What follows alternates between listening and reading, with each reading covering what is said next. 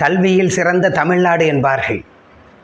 அத்தகைய பெருமை வாய்ந்த தமிழ்நாட்டிலே வட மாநிலங்களை விட அருமையான திட்டங்கள் மூலம் மாணவர்களுக்கு நல்ல வாய்ப்புகளை அரசு வழங்கி வருகிறது. அது பாராட்டுக்குரியது. அதே வேளையிலே அரசுடைய பல திட்டங்கள் நடப்புக்கும் நினைப்புக்கும் வேறுபாடாக இருக்கிறது. குறிப்பாக கல்லூரியிலே பயிலச் செல்கின்ற மாணவிகளுக்கு தமிழ் புதல்வன் என்ற திட்டமும் புதுமை பெண் என்ற திட்டமும் தமிழ்நாட்டு அரசால் அறிமுகப்படுத்தப்பட்டுள்ளது. மாதம் 1000 ரூபாய் மாணாக்கர்களுக்கு உதவித்தொகை என்பது பாராட்டுக்குரியது. ஆனால் அதே வேளையிலே அந்த கல்வி உதவித்தொகை மாணாக்கர் கணக்குக்கு நேரடியாக செல்வது தான் கொஞ்சம் உறுத்துகிறது. காரணம் இல்லாமல் இல்லை. இன்றைக்கு தமிழ்நாட்டிலே மூளை முடுக்கிலெல்லாம் போதைப்பொருள் நடமாட்டம் இருக்கிறது. இளைஞர்களை கெடுக்கின்ற ஆபாச கலாச்சாரம் தலைவிரித்து ஆடுகிறது. எங்கு பார்த்தாலும் இளைஞர்களுடைய ஒழுக்கக்கேட்டையும் கொலைவெறி வன்மத்தையும் சுட்டிக்காட்டுகின்ற செய்திகள் வந்து கொண்டு இருக்கின்றன. இதற்கெல்லாம் காரணம் அவர்கள் கையிலே புழங்குகின்ற காசு. உழைத்து களைத்து பெற்றோர்கள் அனுப்புகின்ற பணத்திலே படிக்கின்ற மாணவனுக்கும் செழிப்பாக வளர்ந்து செல்வ சீமானுடைய பிள்ளையாக வளர்கின்றவனுக்கும் கல்வியிலே வேறுபாடு இருப்பதை நாம் நடப்பிலே காண்கின்றோம். இந்த கல்வி உதவித்தொகை அவ்வப்போது மாணவர்களுக்கு கையில் வந்த உடனேயே அவர்கள் தீய சிந்தனையை தூண்டுகிறது. பொதுவாக கல்வி உதவித்தொகை என்பது அரையாண்டு அளவிலோ முழு ஆண்டு அளவிலோ வழங்கப்படும். அந்த தேர்வுக்கோ அல்லது கட்டணத்துக்கோ விடுதி கட்டணத்துக்கோ அந்த பணத்தை பயன்படுத்துவதாக இருக்கும். ஆனால் உடனுக்குடன் கையில் கிடைக்கின்ற பணத்தினால் அந்த மாணாக்கர்கள் கெட்டுப்போவதற்கான வாய்ப்பு அதிகம் இருக்கிறது. இதை மாற்றுவதற்கு சில ஆலோசனைகளை சொல்ல நான் விரும்புகின்றேன். ஒன்று, அந்த கணக்கு இணைப்பு கணக்காக கூட்டு கணக்காக பெற்றோரும் மாணவரும் அடங்கிய கூட்டு கணக்கு ஜாயிண்ட் அக்கௌண்ட்டில் இருக்க வேண்டும். அல்லது 6 மாதங்களுக்கு ஒரு ஆண்டுக்கு அதை தேர்வு கட்டணமோ அல்லது கல்வி கட்டணமோ செலுத்தும் அளவிற்கு அதை எடுக்க முடியாதவாறு இருக்க வேண்டும்.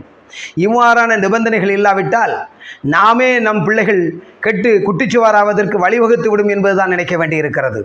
ஏனெனில் ஏற்கனவே மகளிர் உதவித்தொகை என்பது பெண்களுக்கு நேரடியாக வரும் பொழுது குடிகார கணவன்மார் அவர்களை கொடுமைப்படுத்தி அந்த பணத்தை பறித்து சென்று டாஸ்மாகிலே அந்த பணத்தை கரைத்ததையும் நாம் கண்ணால் பார்த்தோம். ஒரு பணம் எந்த விதத்திற்கு பயன்படுகிறது என்பதை பொறுத்து தான் அந்த உதவியுடைய அர்த்தம் இருக்கிறது. ஆகவே இந்த தீர்மானங்களை இந்த சிந்தனைகளை அரசு ஏற்றுக்கொண்டால் நன்றாக இருக்கும்.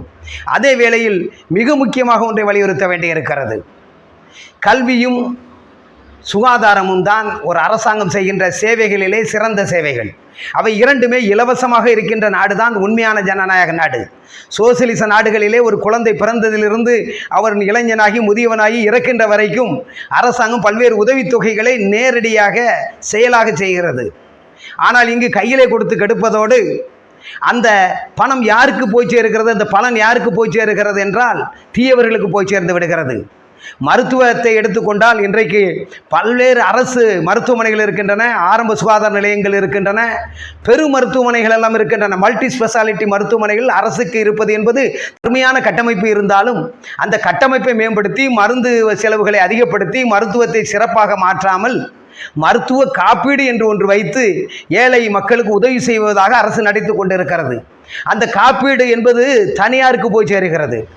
பல்வேறு தனியார் காப்பீட்டு நிறுவனங்களுக்கு பிரீமியம் அரசே செலுத்தி அந்த பணம் நேரடியாக ஏழைகளுக்கு கிடைக்காமல் கார்ப்பரேட்டுகளுக்கு கிடைக்காமல் செய்கிறது. அதே போலத்தான் இந்த கல்வி உதவித்தொகை என்பது நேரடியாக மாணவர்களுக்கு செல்லாமல் தீய வழிக்கு செல்கிறது. இதை மாற்றுவதற்கு ஒரே ஒரு வழிதான் உண்டு.